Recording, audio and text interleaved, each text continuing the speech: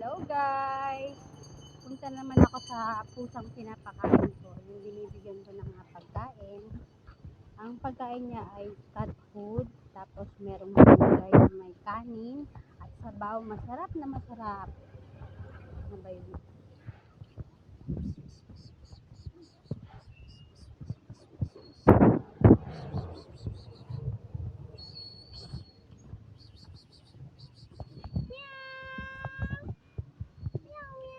Dito sa gilid. Dito para makulimlim pala. Ayan. Kain ka. Dito lang sa may tindahan. Tapos minsan dito sa may mga halaman. Sumisilong yan pag umulan. Dito talaga siya nakatira. Kaso lang sarado. Uwi sa probinsya. Kain kami. Super love ko yan. Masarap yan. Kaya may durog-durog din naman oh. Ang lagayin niya palaging nawawala. Oh.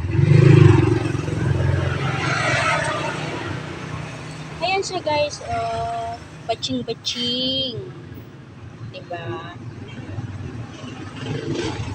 Di na siya tumatawid kasi yun nga, inahatidan ko siya ng pagkain. Happy? Sarap?